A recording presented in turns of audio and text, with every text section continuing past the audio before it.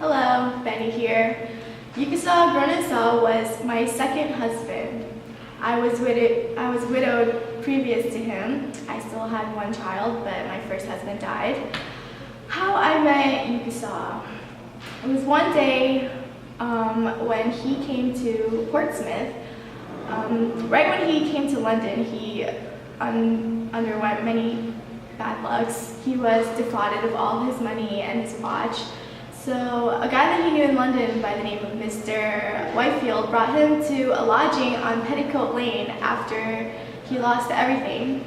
And this was the only person he knew in London. He was very friendly to him. He paid for all of his lodging. And then one day while he was there, he was eating breakfast with the lady who owned the place, and he heard a noise from upstairs, and he asked her what that noise was. And she told him that, oh, that's the lady upstairs that she weaves silk. And he asked her to take him to see the lady, and that's where we met. It was love at first sight. You know, I smiled at him, he smiled at me. I learned a lot about him that day. Asked him where he came from, who he was, what he was doing there. It was a great time. We got to know each other very, very well. But unfortunately, soon after that, he left for Holland. But right before he left for Holland, he told me that he wanted me to be his wife. And I thought this was kind of weird because I didn't really know him, so that's kind of a creeper alert.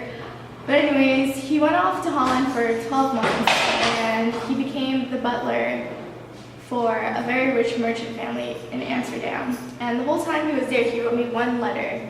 But I never wrote back because I thought I was never going to see him again.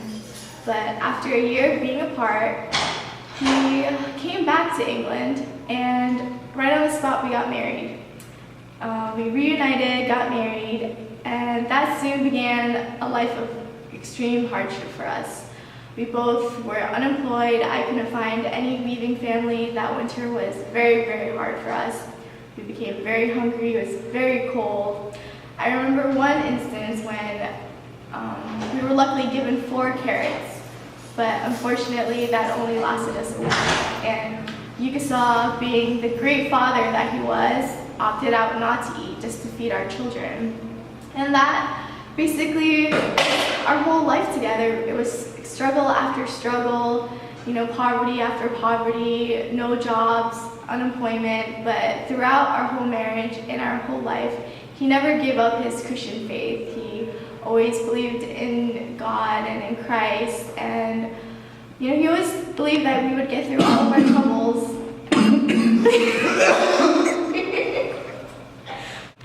So life with Ukawsaw was very hard. It was very difficult, but we never gave up on each other, and he never gave up on religion. And with that, he was a great father and a great husband.